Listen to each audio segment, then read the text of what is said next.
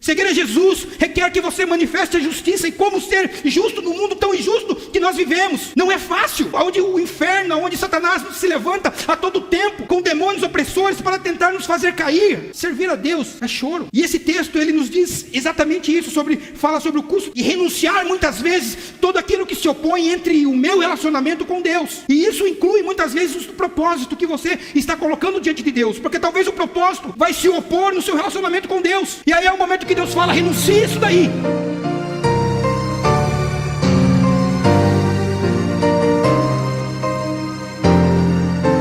Ô glória, vocês estão aí, igreja? E você crê que Jesus está aqui? Você crê mesmo ou não? Então se coloca de pé mais uma vez, aleluias. Se você crê que Jesus está aqui, Jesus tem uma resposta para você. Eu quero que você ore ao Senhor nessa noite. Aleluias. Feche os teus olhos nessa noite. Deixa o Espírito Santo te envolver. Deixa o Espírito Santo envolver o teu coração nessa noite. Aleluias. Diga palavras ao nosso Deus, palavras de amor.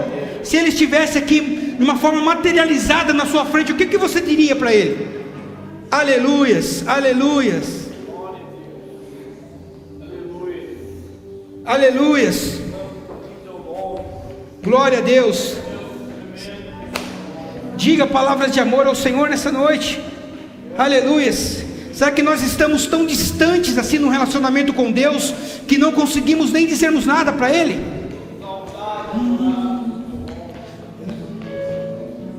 Lindo, lindo, lindo és, glórias eu te dou, Jesus. Isso é uma palavra de amor para Ele.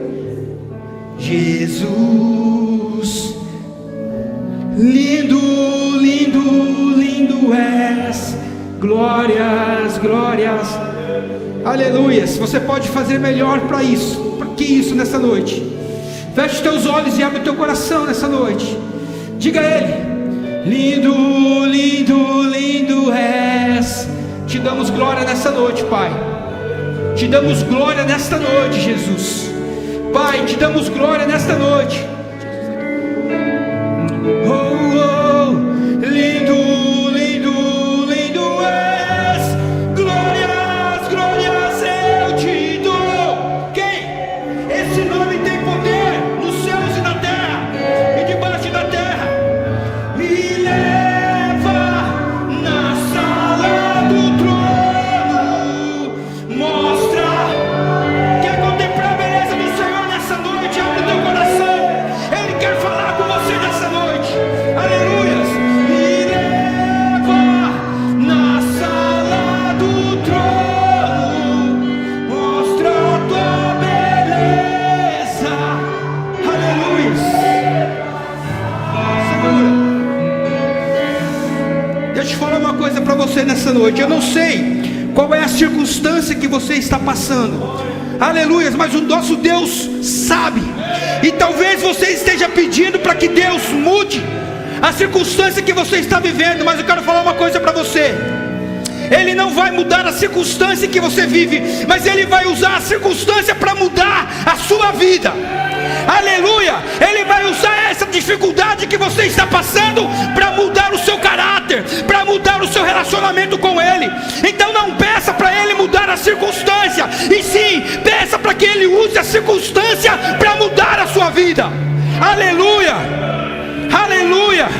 Diga assim para Ele, é bem forte: me leva na sala do trono. Uou! Ele está aqui. Quero ver tua face. Diga de todo o coração: me leva, Senhor. Me leva à sala do trono. Aleluia. Mostra a tua beleza. Quero ver.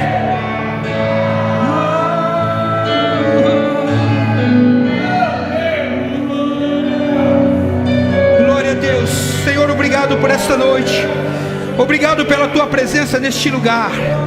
Obrigado, Senhor, porque a tua voz se tornou audível no meio do teu povo nesta noite. Obrigado, Senhor, porque tu és aquele que contempla os corações aflitos, os corações tristes. Senhor, obrigado, ó Deus, porque a tua presença em nós nos dá alegria, Senhor. Obrigado por esta noite.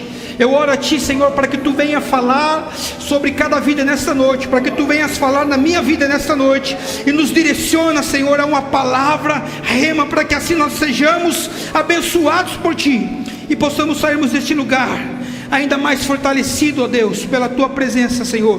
É o pedido que eu faço a Ti neste momento, em nome do Senhor Jesus, amém, amém. Aplauda o Senhor bem forte, amém?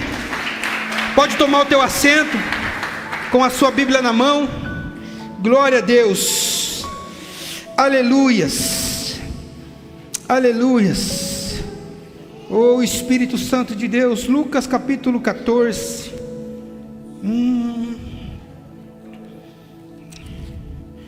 Aleluias, aleluias. Irmãos, é nós que precisamos nos achegarmos a Deus. Não é Deus que vai se achegar a você, não. A palavra dele nos diz: chegai-vos a mim, e eu chegarei a vós. Aleluias, clama a mim, e eu vou te responder. Glória seja dado o teu nome, Senhor. Lucas capítulo 14. Irmãos, tiraram o Lucas dessa Bíblia aqui, não é possível. Você tirou? Não. Achei. Lucas capítulo 14, a partir do versículo 28. Aleluia. Todos encontraram? Não, gente, dá um amém animado aí. Todos encontraram? Amém. Aleluia. Você dizer um amém, um glória a Deus animado aí, não é pagar imposto por isso, não. Diz assim a palavra do Senhor.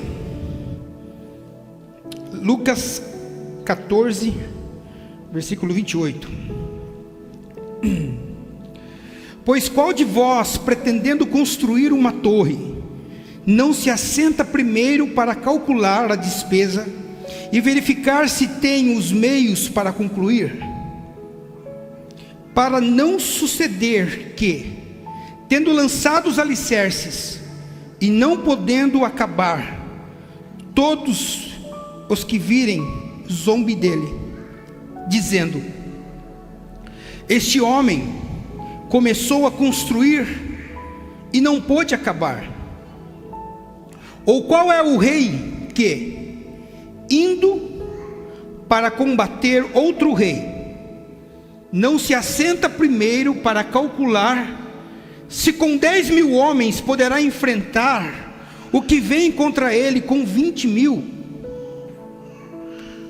Caso contrário, estando o outro ainda longe, envia-lhe uma embaixada ou um mensageiro, pedindo condição de paz. Assim, pois, todo aquele que dentre vós não renuncia a tudo quanto tem, não pode ser meu discípulo. Que palavra gostosa, né?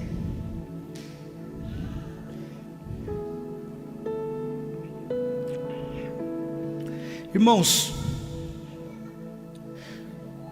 nós estamos a encerrar um ano, e eu estive falando muito no domingo sobre propósito, projeto de vida, para que nós possamos sentarmos e apresentarmos ao Senhor. Só que nenhum propósito adquirido por Deus, ou nenhum propósito que você possa adquirir por Deus, ou nenhuma concretização dos planos que você tem pedido a Deus para se realizar na sua vida, pode estar entre você e Deus. Nada que você possa ter recebido de Deus possa ocupar o lugar dele na sua vida. Que não seja, que você não venha apenas desfrutar do pão, mas do provedor do pão. E isso responde muitas vezes o porquê que Deus não concretiza alguns dos nossos planos e alguns dos nossos projetos. Findou-se o ano e talvez nós não tenhamos alcançado alguns projetos e alguns propósitos que nós apresentamos diante do altar dele no meio do ano, nesse último semestre. Porque às vezes aquilo que ele tem para proporcionar a você pode roubar o lugar dele na sua vida. Aquilo que muitas vezes você tem buscado possa se colocar no meio do caminho entre o seu relacionamento com Ele. E Deus, Ele te conhecendo, Ele está te poupando de te perder, porque Ele te ama. Ele contempla o teu coração e Ele sabe que muitas vezes a intenção dos nossos corações nem sempre são as melhores. E isso nos arremete, às vezes, nós não alcançarmos dele aquilo que Ele quer, não porque Ele não pode prover. Talvez você até pense: poxa, então nosso Deus é um Deus carente, que segura e retém uma bênção para nós, para que nós nos afastemos dele. Não, irmãos, nosso Deus não é um Deus carente, muito pelo contrário. O nosso Deus, Ele te ama, e Ele te quer por perto, e Ele sabe que muitas vezes Ele provê aquilo que você está pedindo para Ele, não vai dar certo. Então Ele retém até te preparar, para que Ele possa entregar no momento em que você estiver maduro espiritualmente, para que você venha administrar aquilo que Ele tem para entregar na sua vida. Então não se queixe pela circunstância em que você vive, não se queixe por aquilo que os teus olhos naturais estão vendo, não. Você tem que pensar conforme o Espírito Santo nos direciona a pensarmos, a vermos. Esse é o Deus que nós servimos, e é isso que Ele quer. Muitas vezes é dessa maneira que Ele quer tratar o nosso coração. E que você e que nós, eu e você, possamos estarmos prontos para renunciar, talvez, tudo aquilo que Ele nos der. Talvez você tenha alcançado um propósito, uma bênção do Senhor, a concretização dos seus sonhos, dos teus planos, e aí Deus fala: olha, agora eu quero que você sacrifique isso para mim, que você renuncie isso para mim. Será que nós estamos dispostos a renunciar até mesmo uma bênção que Ele tem nos dado?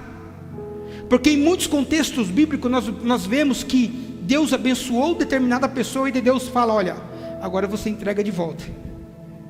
É questão de renunciar tudo aquilo que Ele der. Será que você está pronto? Se bem que se nós recebemos a concretização dos nossos projetos e sonhos, se nós recebemos, porque Deus conhece o nosso coração e sabe que aquilo que Ele der não vai roubar a presença ou o relacionamento que nós temos com Ele. Existe um homem na Bíblia que era muito rico. O interessante é que Satanás foi lá pedir ordem para Deus, para poder tocar na vida dele. Irmãos, o diabo não pode te tocar sem a autorização de Deus, sem a permissão dele. O diabo não pode lançar sobre a tua vida uma enfermidade que não seja pela permissão de Deus. Existem provas que ou Deus permite ou Deus manda. Existem algumas que nós mesmos buscamos, e aí a gente tem que lidar com a consequência. E a mulher desse cara, ele chega para ele e fala: você era bem sucedido.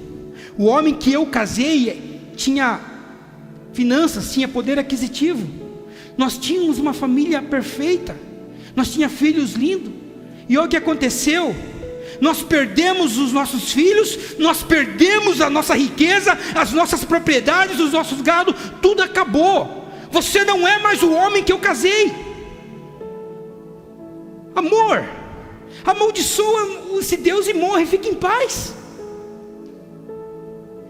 Ele olha para ela e fala bem assim: olha,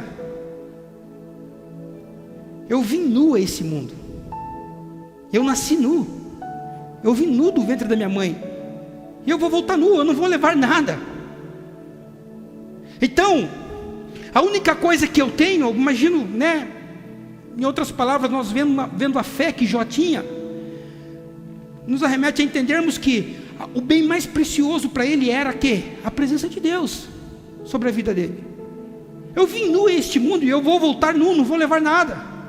O Senhor me deu e o Senhor tomou. E ele fala bem assim, com o coração todo cheio, dizendo: bendito seja o nome do Senhor. Não vai ser as propriedades ou nada disso que vai me impedir de ter ou não um relacionamento com Ele. Eu sou quem eu sou nele. Bendito seja o nome dele. Então isso não fez diferença para ele ter ou não, tanto que Deus restituiu 100 vezes mais. E nós vemos no Novo Testamento um outro ser chamado Paulo. E ele escreve, Paulo, que ele aprendeu a viver em qualquer circunstância. Um cara que era advogado, mestre da lei romana, mestre da Torá. Um cara que era muito conceituado, por Roma tinha uma cidadania dupla, tinha moral tanto com os israelitas, tanto com os judeus, quanto com os romanos, que tinha bens aquisitivos, e passou por um momento apertado, e ele falou: olha, eu aprendi a viver em qualquer circunstância, eu sei o que é passar necessidade, e sei o que é viver em fartura. Um homem que tinha experiência de vida sobre todas as áreas, alimentado ou com fome, tendo muito ou tendo pouco, eu sei viver dessa maneira, sei que é padecer necessidade. Embora eu esteja passando necessidade neste momento, ele escreve: tudo posso. Me ajudem a pregar. Tudo posso. Filipenses 4, capítulo 4, versículo 11 e 13. Naquele que me fortalece. Ou seja, não é o bem, não é aquilo que eu tenho, não é a concretização dos meus projetos ou planos que vai fazer a diferença na minha vida, não. É aquilo que Ele é na minha vida. Aleluias. E eu falei aqui no domingo que a vontade de Deus, ela vai ser feita sobre a tua vida de qualquer maneira. Uma vez em que você renuncia o mundo, uma vez que você aceita Jesus e abraça-o como o único suficiente Salvador da sua vida, irmãos, a vontade dEle vai ser feita na sua vida, você queira ou não.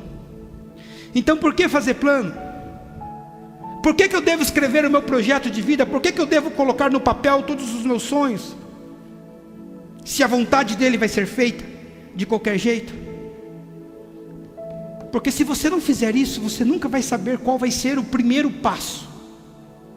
E talvez a bênção de Deus na sua vida não venha por intermédio do propósito, o projeto de vida que você vai fazer no ano de 2023. Mas Deus vai te usar, Deus vai usar este projeto que você vai fazer para te manter alinhado, para te manter disciplinado, para te manter focado naquilo que Ele tem para entregar na sua vida.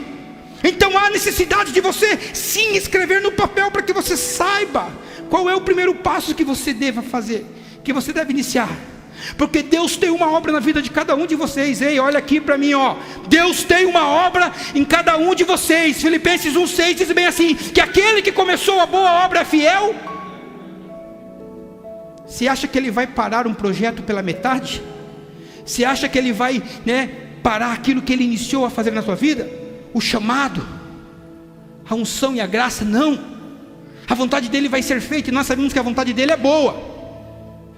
Nós nem sabemos o que Ele tem para fazer sobre as nossas vidas, mas Ele sabe os pensamentos que tem a respeito de vós. São pensamentos de paz, aleluia, para dar o fim que você deseja. E você deseja coisa ruim para a sua vida, irmãos? Você deseja? Eu não.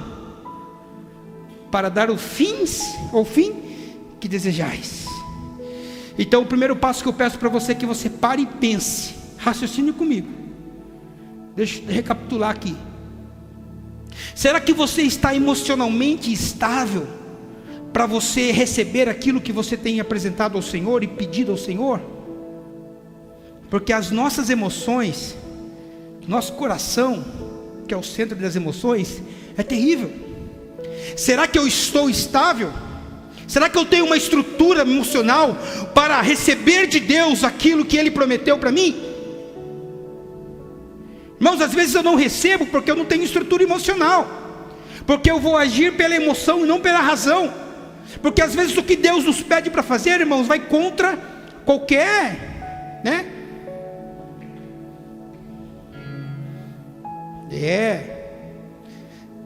Será que eu estou financeiramente estável para receber aquilo que eu tenho apresentado a Deus? Será que eu não tenho pedido uma Lamborghini a Deus? Com salário mínimo? Irmão, será que vocês estão? E acima de tudo, será que vocês estão em conformidade com a vontade de Deus sobre aquilo que você tem apresentado? Será que aquilo que você tem colocado no seu projeto, nos seus planos, não tem quebrado o princípio, por isso que você não tem alcançado? Ou não tem roubado, você de Deus?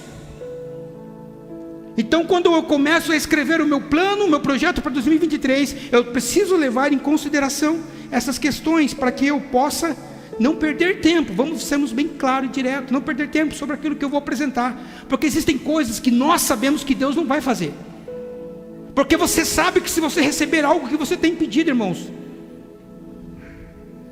Talvez nem no culto você venha mais. E Deus tem interesse em te abençoar, porque o nome dele não é glorificado quando você não consegue alcançar a realização dos seus planos. O nome de Jesus não é glorificado quando você não consegue realizar aquilo que Deus sonhou para você. Porque tudo que nós devemos fazermos, a Bíblia nos diz: tudo que você fizer, faça para a glória de Deus. Tudo, desde as coisas mais simples, desde o comer uma refeição, desde o que beber um copo d'água, você tem que fazer tudo que fizer, desfaça para a glória de Deus. E isso inclui os seus planos, os seus projetos. Será que os teus projetos glorificam a Deus? Ou busca apenas um benefício próprio? Ou busca glorificar a si mesmo? Será que os seus planos glorificam o nosso Deus? Aleluias. Qual foi o capítulo que nós lemos? Lucas 14, a partir do versículo 28. Sabe que fala esse versículo? Essa, na verdade, é uma parábola que Jesus está contando, que fala sobre planejamento. Fala sobre planejamento e avaliação. A questão de avaliar o custo antes de agir. Avaliar as possibilidades de sucesso antes de agir, antes de tomarmos uma ação. Às vezes nós colocamos o nosso projeto de vida no papel, só que nós não avaliamos o plano de sucesso, estratégias, aquilo vai dar certo ou não. E se faz necessário primeiro avaliar todos os passos, colocar no papel, pensar, raciocinar, refletir sobre aquilo e depois então tomar uma ação. É sobre isso que a parábola está nos dizendo aqui. E algo interessante nos capítulos finais que nós lemos, que a parábola nos ensina que nós devemos estarmos dispostos a cedermos em alguma circunstância. Devemos estarmos dispostos a deixarmos o nosso orgulho de lado, porque às vezes nós projetamos algo, Kleber, diante do Senhor, elaboramos uma estratégia e começamos a desenvolvermos e colocarmos em prática. Só que às vezes nós elaboramos algumas estratégias erradas. O projeto, o propósito de Deus, Ele nos deu, mas às vezes o caminho que nós tomamos é errado, e aí não dá certo. Nós precisamos recuarmos, nós precisamos cedermos um pouco. E é aí que nós cometemos o erro, porque nós abortamos o propósito e o projeto, achando que não é de Deus. Não, foi apenas uma estratégia errada. Então você precisa ceder um pouco, recuar, pensar, refletir e tomar uma nova estratégia para buscar o propósito e a concretização daquilo que você apresentou aqui diante de Deus. É sobre isso, ceder, é sobre a questão do, às vezes, deixar o orgulho de lado e tomar uma iniciativa. Irmão, 2 Reis, capítulo 1, conta uma história do rei Acasias, que assumiu no lugar de Acabe. Num determinado momento da vida dele, ele cai do seu quarto e se machuca. Ele se machuca, né, teve uns ferimentos graves. E ele chama os seus soldados e fala assim: olha, vai até os profetas de Baal e pergunte se essa enfermidade vai me matar, ou o que vai acontecer comigo. Irmãos, lá no monte, quem que estava lá no monte?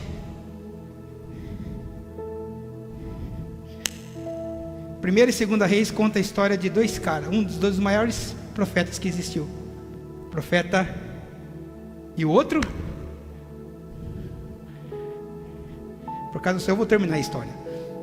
Olha só, lá no monte estava Elias, e aí Deus fala com Elias, fala: ó, desce lá e encontra os mensageiros, os soldados de Acasias, e diz para ele por que ele está recorrendo aos profetas de Baal. Será que não existe Deus em Israel? Será que eu não sou presente? Será que eu não estou cuidando do meu povo? Por que ele está recorrendo a Baal? Vai lá e diz para os mensageiros deles agora, do rei agora, que essa enfermidade vai matar ele, só por causa dessa atitude dele. Elias desce e encontra os soldados do rei Acasias e fala: olha, seguinte, tudo isso que eu falei, ele fala para os soldados, e avisa o rei que ele vai morrer com essa enfermidade. E aí, no meio do caminho, os soldados do rei abortam a missão e voltam para o palácio e fala: olha, o rei, por que vocês estão voltando? Vocês não concluíram a missão? Não, nós estamos voltando porque nós encontramos um homem que falou que essa enfermidade sua é para morrer, você vai morrer com essa enfermidade. Aí o rei para, pensa um pouco, coça a cabeça e fala: como era esse homem? Ele começa a descrever. Não, ele usava uma capa de pele de animal, de couro, cinto. Quando o rei ouve isso, o único cara que se vestia desse jeito é o Elias. Reúna 50 soldados e vai buscar esse Elias aqui para mim, hoje.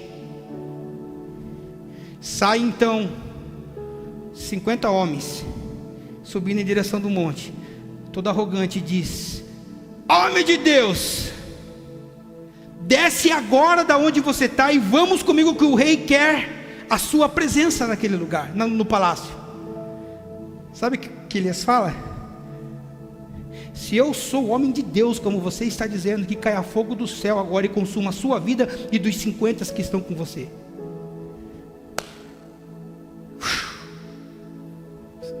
Morreram todo mundo. E o rei não teve resposta. O que o rei faz? Envia mais 50. E chega os outros, o soldado com mais 50, e fala a mesma coisa, dizendo: homem de Deus, o rei solicita a tua presença agora. O que Elias faz? Se eu sou o homem de Deus, que caia fogo dos céus e mate todos vocês. Caiu fogo dos céus e matou os 50. E o rei ficou sem resposta de novo. Aí o rei chama mais 50 e fala: tragam esse Elias para mim. Tragam esse Elias para mim.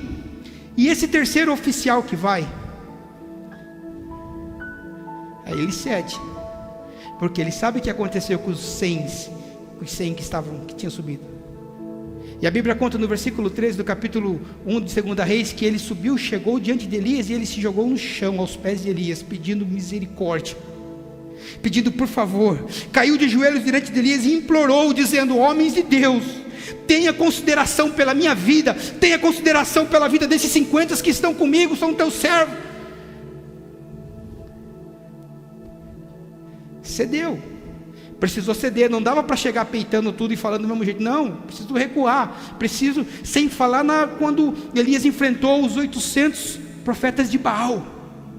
Só que eles não cederam, eles permaneceram ali, adorando o Deus Baal, tentando fazer com que o Baal, suposto Deus, aceitasse o sacrifício. Não reconheceram a Deus, eles não cederam e não reconheceram a Deus. O resultado foi o quê? Morte. 800 soldados, 800 profetas de Baal.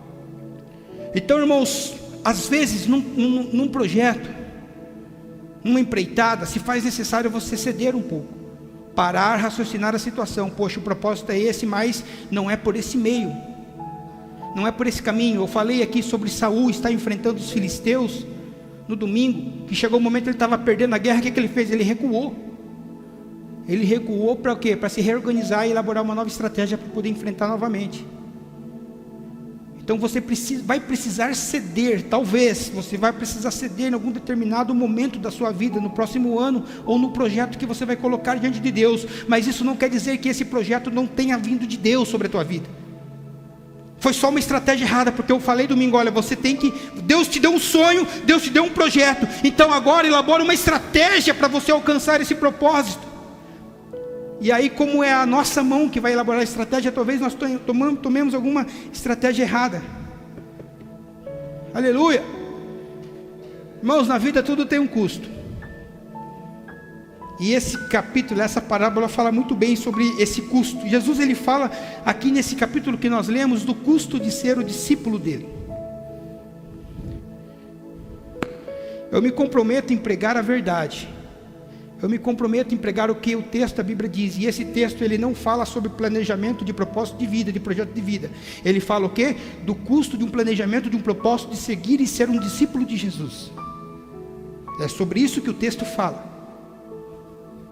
Que a salvação é de graça, mas ser um discípulo custa caro. Seguir a Jesus nos custa tudo. Seguir Jesus são dores todos os dias, são renúncias todos os dias. Seguir a Jesus é você abrir mão de muita coisa neste mundo. Seguir a Jesus não é fácil. Seguir a Jesus requer que você manifeste a justiça. E como ser justo no mundo tão injusto que nós vivemos? Não é fácil. aonde o inferno, aonde Satanás se levanta a todo tempo, com demônios opressores para tentar nos fazer cair.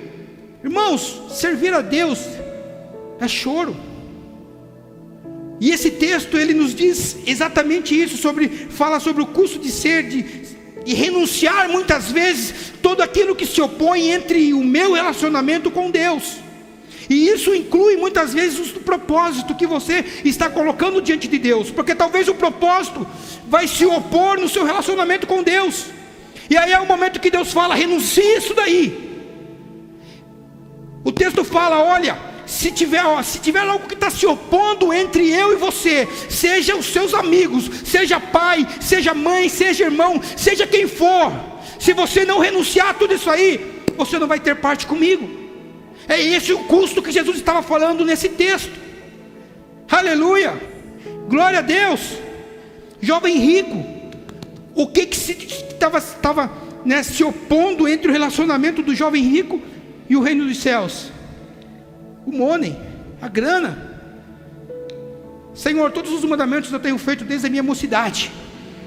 Aí Jesus: que bom, então só faça uma coisa só, uma missãozinha simples, e você vai ter um terreno no céu. Venda tudo que tem e dá ao pobre. Você acha que Jesus estava querendo o dinheiro dele? Não estava. Jesus estava querendo o coração dele. Só que o dinheiro ocupava o lugar de Jesus no coração dele. E é sobre essa renúncia, sobre esse custo que Jesus nos fala nessa parábola, sobre aquilo que ocupa o trono no seu coração. É sobre essa renúncia que Jesus fala. Mas não é sobre isso que eu vou pregar. Jesus ele cita aqui a questão, ele faz menção desse exemplo de construção para trazer a importância do planejamento. Então eu falei sobre o que o texto diz, mas então eu vou pegar uma citação de Jesus aqui agora, que ele cita a construção na questão do planejamento. Um construtor, quando ele constrói a casa para que a casa não caia, correto? Ou ele constrói para que a casa caia? Ele não quer que a casa caia e também não quer que a casa fique inacabada. E aí que eu chamo sua atenção, porque uma obra inacabada não tem valor. Ninguém aqui nunca pague perdão que é os pedreiros, hein? Ninguém nunca paga um pedreiro antes de terminar a obra. Ou seja, aquilo que ele está fazendo não tem valor até que seja concluído. E quando você faz isso, quando você paga um pedreiro antes de concluir a obra, então uma obra inacabada não tem valor. Se Deus começou, ou se você começa um projeto na tua vida, começa a colocar em prática e você não termina, irmãos, você perdeu todo o tempo, porque não foi uma obra concluída, não foi um projeto que foi terminado. E quando nós começamos uma obra, vamos falarmos aqui fisicamente, quando você começa uma construção, Rivael, depois de iniciado, não tem como mais você esconder essa construção. Todos vão ver, todos vão passar na frente e vão ver: o cara começou uma construção aí. E aí a pessoa fala: vamos ver como é que vai ficar depois de acabar. Aí passa 1 mês, 2 meses, 3 meses, 6 meses, 8 meses, 10 meses, 1 ano, 2 anos, 3 anos, e está lá, construção. Na nossa vida espiritual, quando nós começamos uma obra também e não acabamos, as pessoas vão perceber. Ontem nós conversamos muito sobre isso. Obras inacabadas. Só que não se abrange a isso. Quando nós começamos uma construção, quando nós desenvolvemos um projeto, quando você desenvolve um projeto na sua vida e você não conclui, as pessoas verão você iniciando e não concluindo. Por isso que Jesus nos alerta: olha, você vai fazer um projeto, calcule o plano, calcule o custo, calcule todos os aspectos para que você possa concluir. Se você vai começar a fazer um curso, você sabe que você vai precisar se dispor de tempo para esse curso. Você vai saber que você vai precisar dispor de dinheiro para material didático, de tempo para poder fazer trabalho. Então você sabe que haverá um custo. E se você não calcula muitas vezes esse custo, você não conclui o curso. Você sabe que você vai precisar abrir a mão de algumas coisas na sua vida para que o curso seja concluído. Se você arranja um novo trabalho, o que vai acontecer? Você vai precisar se dispor de tempo para concluir a carga horária daquele trabalho.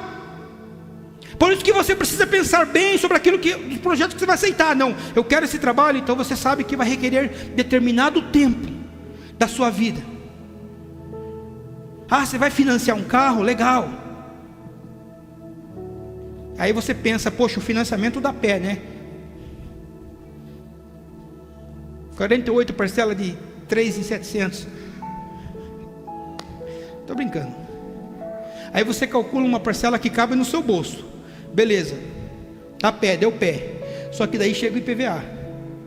Glória. Só que daí você precisa trocar o óleo. Só que daí você precisa comprar pneu. E aí a gente foca num carro novo, né? Aonde a manutenção é tudo mais cara. Eu tenho um amigo que foi trocar o óleo de câmbio do carro dele. Óleo de câmbio, Luizinho, 1.200. O óleo de câmbio. Foi fazer o seguro do carro, 7.000.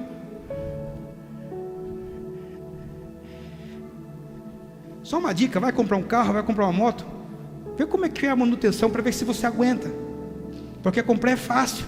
Então isso que eu falo que é o quesito planejamento, que você precisa planejar, senão a gente gosta muito da propaganda. Comprei, ou estou fazendo um curso, estou fazendo isso, estou fazendo aquilo.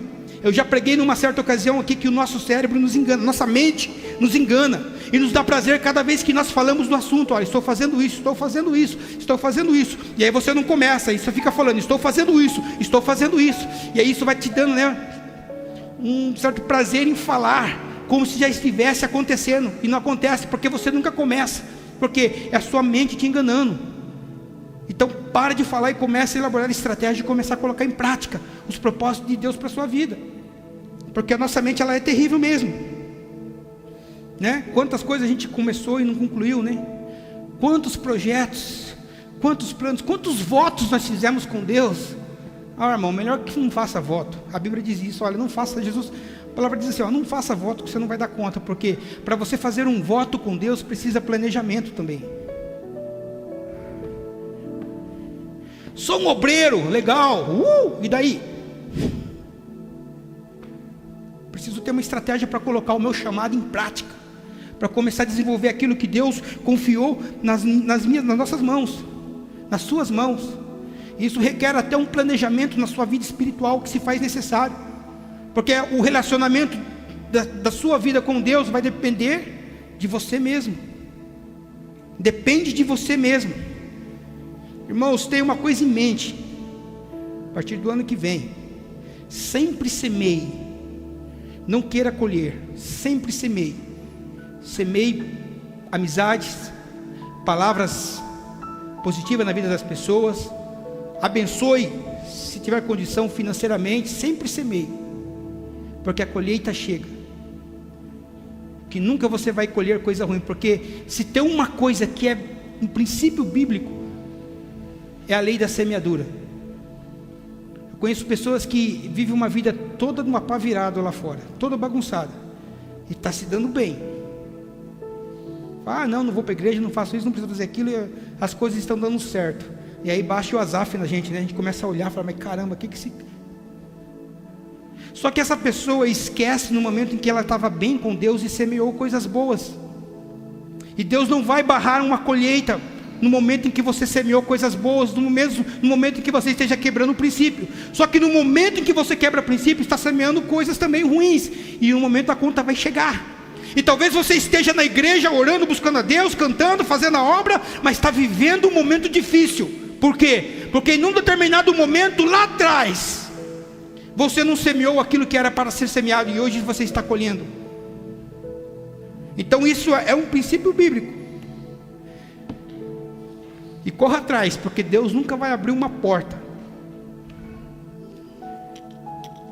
ou dar uma bênção para os à toas da vida, não. ficar sentado aqui. Se for de Deus, aquele emprego vai vir aqui, né, Rosana? Vai vir na minha porta. Estou orando, vai vir aqui, ó. Existe um ditado muito popular ali fora que diz assim: quem não é visto, quem não é visto. Sabe o que é interessante nesse ditado? Vamos pegarmos um exemplo bem simples. Quando você entrega um currículo, você está orando por emprego, mas você não entrega um currículo, e o currículo faz você ser visto. Talvez o emprego até venha bater na sua porta, mas você foi visto, então você foi lembrado. E aí você ora, Senhor, abre uma porta, Senhor, abre uma porta.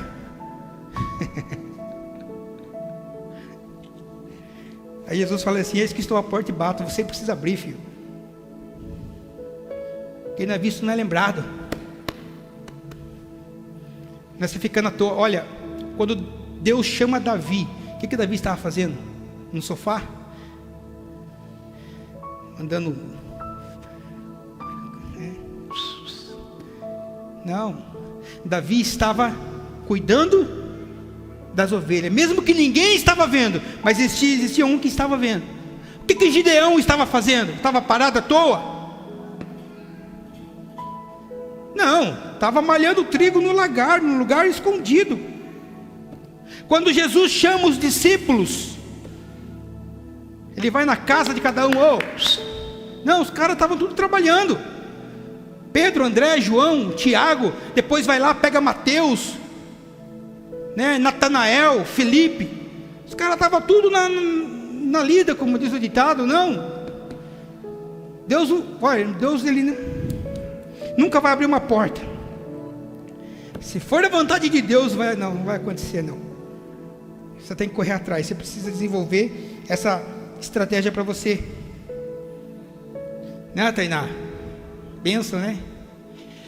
E se a situação não estiver favorável, tira o pé, recue, respire, descanse e depois retome. Porque a pessoa que é inteligente, o rei, com 10 mil, ele não deve enfrentar um outro reino que tem 20 mil, não. Vamos pararmos, analisarmos, vamos vermos, recuarmos um pouco, respirarmos, juntar mais soldados e vamos dar continuidade. Ontem eu estava perguntando para as pessoas que estavam comigo, perguntando: quem que já ouviu um não de Deus? Vocês já oraram? Aí a gente fica querendo ouvir a voz de Deus, ora, aí Deus fala não, e aí você fala: não estou ouvindo Deus, e continua orando. Aí Deus fala não. Senhor, usa um profeta, fala comigo, e Deus fala não. E a gente não quer aceitar, viu? Se Deus falou não para Jesus, que é o filho dele, você acha que ele não vai dizer para você? Você pode não estar pronto. Deus, ele é soberano, não vai te dar mesmo, porque sabe que isso aí vai trazer uma perdição para a tua vida. Então entre em 2023 com planos e projeto. Entre em 2023 com os dois pés no peito, como diz o ditado. Falou: eu estou chegando, aqui está meu plano, aqui está minha estratégia, eu vou começar hoje. Irmãos, você tem aí 7, 10 dias, não, hoje é dia 22, quase 10 dias para você orar a Deus, fazer um alinhamento e perguntar para Deus: Senhor, qual é o plano que tu tens para a minha vida para o ano que vem? Eu preciso colocar no papel para que eu possa buscar um alinhamento, para que eu possa buscar uma estratégia, fazer um planejamento, por etapas, para que eu possa alcançar isso. Por que precisa fazer um planejamento? Carminho, quando você vai construir uma casa, você não vai comprar tinta antes de abrir o alicerce, você vai? Você sabe que você vai precisar da tinta, você sabe que você vai precisar da massa rápida, você sabe que você vai precisar do madeiramento, mas você nem abriu o alicerce ainda. E talvez você compre um material, mas até chegar no momento de usar, já perdeu. Então, quando tem um plano, um propósito, precisa colocar no papel para você ver qual que é a ordem das coisas. Como que você vai começar a desenvolver? Qual é o primeiro passo? Se você estiver concluindo a sua casa, você não vai comprar ferragem, porque ferragem é algo que você usa na fundação, quando você está levantando. Ou seja, é algo que você usaria, sim, mas eu não preciso ficar fazendo isso de novo não. Eu não preciso ficar comprando tinta se eu não abrir o alicerce. Eu não preciso estar fazendo as coisas lá na frente que Deus, eu sei que eu vou precisar fazer, mas antes do tempo. Então busque de Deus uma orientação e não dê ouvido a qualquer pessoa, não. Não fique dando ouvido às pessoas que muitas vezes, lançam algumas propostas, e as propostas que chegam até a gente às vezes, como nos diz a palavra, até parecem boas, mas o fim delas é morte e perdição. Cuidado para não entrar em todas as portas que forem abertas para você, porque às vezes as portas não são portas que quebram princípios, mas são portas que te atrasam você a cumprir o teu propósito. Então por isso que você precisa escrever a estratégia.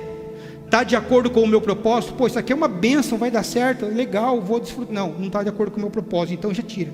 Em contrapartida, comece a ter uma perspectiva em trazer coisas e itens para o seu propósito, para que você possa cumprir o teu propósito. E chega de ansiedade, Paulo escreveu, Filipenses 4:6, não andem ansiosos, tenham paciência com as etapas do propósito e do projeto de Deus na vida de vocês. Salomão escreveu assim, consagre tudo ao Senhor, consagre tudo, e os seus planos serão bem sucedidos. Amém? Então uma semana para você orar, Senhor, fala alguma coisa, Senhor, me dá. Eu quando eu oro, eu peço uma resposta de Deus, eu falo, Senhor, me dá uma palavra somente, não é uma frase, não é um texto, não é uma palavra. Se me der uma palavra, eu corro atrás, eu oro e busco, e as coisas vão ser esclarecidas. Então que você possa, essa próxima semana que vem, domingo nós não vamos ter culto, então vamos ter oração na terça e culto na quinta, e depois só o culto no sábado. Então que a próxima semana você possa se conscientizar nos propósitos de Deus para 2023, entre 2023 com um projeto financeiro, familiar e principalmente espiritual. Vamos orar? Glória a Deus.